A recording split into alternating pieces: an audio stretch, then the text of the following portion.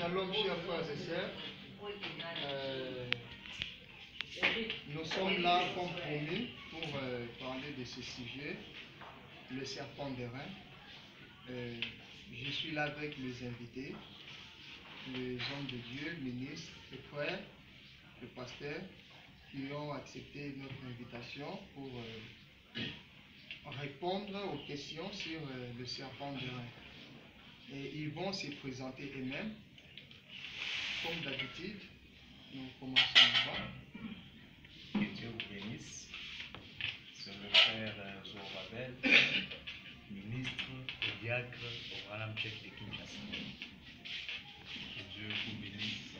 C'est votre frère Junior Tison També. Je suis ministre, le pasteur Bob Mouni. Shalom, peuple de Dieu. Le frère Emmanuel Mpotoi, pasteur du Branham Tabernacle de l'Unité Sokopa. Que Dieu vous bénisse. Je suis le frère David Kalala. Je suis prédicateur au Branham Church de Kinshasa. Que Dieu vous bénisse. Je suis le frère Joël Psomboulemba. Je suis un frère conducteur des chants et amoureux de ce message. Que Dieu vous bénisse. Chez pasteur Bob Mounanga, William Branham Tabernacle. Ils sont tous là, croyants du message de William Marion Branham. Ils vont répondre aux différentes questions que je vais poser, pas selon eux, mais avec la Bible et le message.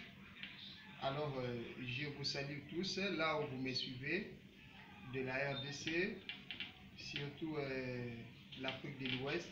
Vous êtes nombreux à me suivre. Que Dieu vous bénisse. Je salue tous les hommes de Dieu. Le révérend pasteur Médard qui me suit depuis Mboujima et que Dieu vous bénisse. Je salue aussi le pasteur Bob qui est en train de me suivre en ce moment. Que Dieu vous bénisse. On peut commencer par la première question. Le sujet pour lequel je vous ai invité ici, c'est le serpent d'airain. Mais il y a une chose que j'ai remarqué, d'abord avec le sujet, plusieurs m'ont posé beaucoup de questions sur d'abord le serpent. Est-ce que les serpents disent non? Parce que plusieurs, quand on dit serpent d'airain, directement, la première chose qu'on voit, c'est les serpents. Est-ce que quand on dit serpent, c'est diabolique, le serpent est diabolique? Qu'est-ce que vous attendez par les serpents? Est-ce que les serpents aussi peuvent avoir quelque chose de bon? Parce que directement, quand on dit serpent, on voit le diable. Et si le serpent n'est pas diabolique, pourquoi Dieu a ordonné que le serpent? Je pense que c'est la première question. Celui qui a la réponse directement, il peut... Parce que plusieurs ont diabolisé ces sujets pour dire non, quand je ne peux pas venir pour parler du serpent. Et moi, je me demandais, est-ce qu'il y a un problème avec le serpent? Qu'est-ce que le serpent a fait? Oh, c'est l'Éternel lui-même qui a ordonné à Moïse de faire un serpent pour... je pense que vous avez compris ma question, c'est lui qui a la réponse directement.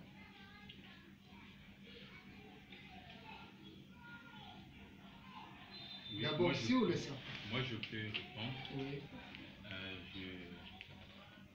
J'ai pris la place, il y a des doyens devant moi ici, mais je m'excuse pour ça d'abord. Ok. Alors, cette question est une très très bonne question qui est structurée. C'est lorsqu'on parle du serpent, il y a des gens qui ont toujours des tendances à dire que le serpent c'est le diable. Donc ils voient directement l'image du diable. Alors pour être bref, je dirais que le serpent, quand on parle du serpent, c'est pas toujours le diable. Parce qu'on nous parle du serpent ancien, qui était le serpent au ciel, qui était le diable Lucifer, par lequel il voulait monter un coup d'état et ravir le ciel devait dire Dieu dirigeait le ciel. Mais entre-temps au ciel, il y avait une bataille. Nous remarquons aussi en Éden, il y avait aussi un serpent qui était un homme, qui pouvait marcher, qui avait la forme d'un homme, et c'était un animal. Il n'avait aucun esprit diabolique dans le serpent. Si on peut s'exprimer avec les Écritures, je pourrais vous démontrer que le serpent ancien, ce n'est pas le serpent, c'est celui de l'Éden. Quand on dit donc, le serpent d'airain d'abord, ce n'est pas le serpent ancien. Ok. Alors le serpent ancien, ce n'est pas le serpent qui était aussi en Éden. Frère Branham nous parle ici dans Questions et Réponses de 1954 au paragraphe 69, il dit le serpent ancien n'était pas celui qui était en Éden. Oui. C'est ce que vous disiez. Oui, c'est ce que je dis. Donc le serpent ancien, c'est Lucifer, le diable qui était au ciel, mais entre-temps, il y avait un serpent qui était en Éden, un animal. Frère Branham dit dans Questions et Réponses sur seulement de 1954 au paragraphe 69, il dit « Et Michael, l'archange, le grand, qui se tient dans la présence de Dieu, et ses anges, le dragon rouge, c'était l'Église qui était conduite par le Saint-Esprit, et les anges de Dieu qui combattit contre l'organisation. » Pour être plus bref, je lirai ici. Il dit, mais ils ne furent pas les plus forts, et leur place ne fut plus trouvée dans le ciel.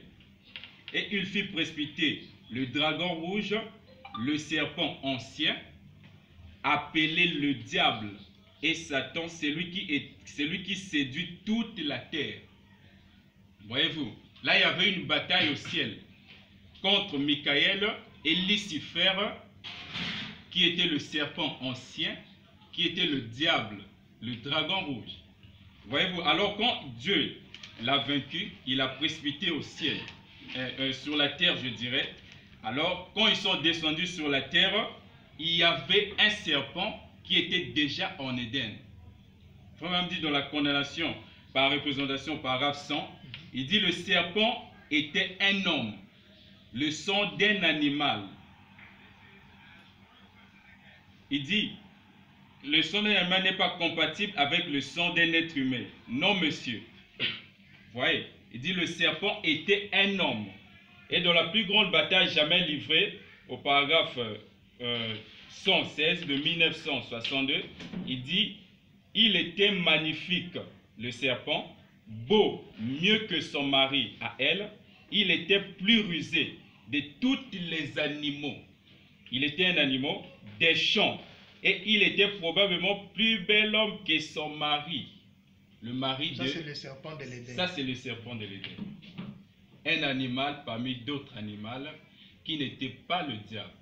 Alors, qu'est-ce que Satan pas le fait? serpent ancien. Il n'était pas le serpent ancien.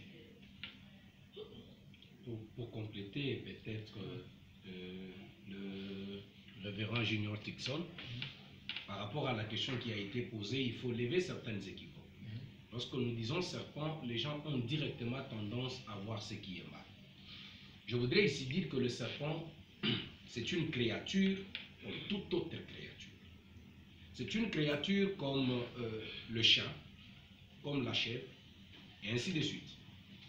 Et étant créature comme toute autre créature, le Dieu souverain sait ce qu'il peut faire de ces histoires. De manière symbolique, Dieu a utilisé le serpent dans le mauvais et aussi dans le bon sens. Je peux prendre le cas d'un bouc, qui est aussi une créature.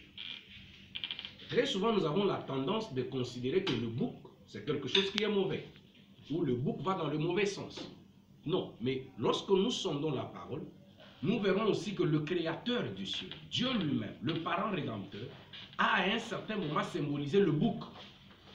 Quand vous allez lire, on vous parlera du bouc d'Azazel. Or, le bouc tel que nous parlons, quand on parle du bouc et de la brebis, on va préférer la brebis, on va préférer être brebis qu'être bouc. Mais le Seigneur lui-même a représenté bouc d'Azazel. Il faudra comprendre à quel niveau Dieu s'est fait bouc. où Dieu s'est fait représenter comme bouc. Je peux aussi parler d'une autre créature, le corbeau. Très souvent, nous prenons le corbeau toujours dans un mauvais angle. Le corbeau et la colombe, vous voyez le corbeau. Mais attention, Dieu s'est aussi servi du corbeau. Lorsque Élie était là-bas caché, je crois dans le torrent de Guérite, sur ordre de Dieu, mais qui venait servir Élie? C'était le corbeau, qui, pour nous, nous avons toujours tendance à conclure que c'est une mauvaise créature ou représente une mauvaise chose. Donc, pour répondre à votre question, je dirais, le serpent, c'est une créature, comme toute autre créature, qui a symbolisé différentes choses, qui a symbolisé différents types. Lorsque Moïse était dans le désert, il a croisé Dieu devant le buisson ardent. Moïse avait une verge. Dieu lui a dit, Moïse, jette ce bâton par terre. Quand Moïse a jeté le bâton par terre, c'est devenu un serpent. Et avec l'explication de William Branham aujourd'hui, il nous dit que ce que Moïse tenait dans sa main, ce n'était pas une simple verge, mais c'était le jugement de Dieu. Il n'a pas dit le jugement du diable. Donc la verge de Moïse, je peux aussi l'appeler c'était un serpent. Mais remarquez ce serpent de Moïse, lorsque c'est arrivé en Égypte, ça n'a pas joué le rôle du diable en Égypte, mais ça a joué le rôle de Dieu. Mais attention, en Égypte, il y avait encore d'autres serpents, les serpents de Pharaon.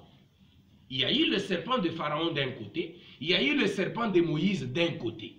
Et le serpent de Moïse a réussi à bouffer le serpent de Pharaon. Je poserai la question qu'entre le serpent de Moïse et le serpent de Pharaon, lequel était diable? Ou soit les deux étaient des diables? Non. Dans cette scène-là, le serpent de Moïse était dans le camp de Dieu. Il jouait ou il symbolisait, il représentait Dieu.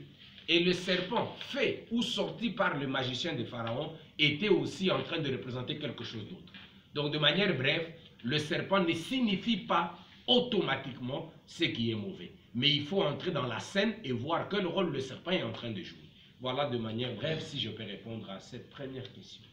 Vous avez répondu à la première question, mais d'après ce que j'ai suivi, d'abord avec le révérend Junior, il a donné la différence entre les serpents anciens et le serpent du jardin d'Éden. Or, le serpent ancien, Lucifer, était esprit, un esprit qui est venu s'incarner dans le serpent de l'Éden. Et quand il fait cette incarnation, et lui, le serpent ancien, et le serpent de l'Éden deviennent un. Et en ce moment-là, quand on veut chercher, ou on vous pose la question, où est ce serpent ancien, automatiquement, on va voir le serpent de l'Éden. Donc, attention, ne mélangez pas les deux. Parce que dès lors où le serpent ancien vient et entre dans le serpent de l'Éden, ils deviennent un. Et là, directement, quand on parle du serpent, on voit le serpent ancien.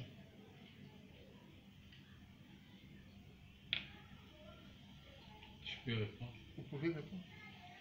Alors, c'est aussi parmi des vrais arguments. Oui. Voyez-vous, parce que il faut parce que je ne sais pas comment vous allez les diviser à ce niveau-là. C'est ça en fait. Mais l'autre était au ciel et l'autre sur la terre. Il y a eu un moment où les deux sont devenus un. Mais moi je dirais ceci, c'est comme aussi ce qui s'est passé entre Dieu et Adam. Vous voyez, je donne un exemple direct. Vous voyez, quand Adam était sur la terre, il y avait un Dieu au ciel. Mais Adam sur la terre représentait Dieu. Pourquoi l'Esprit de Dieu était dans Adam? Et quand le serpent ou le diable marchait dans le serpent, il y avait le Dieu qui marchait dans Adam. Et quand il y a eu le croisement de semences qui étaient entrées dans Ève, il y avait la sémence de Dieu et la sémence de Satan.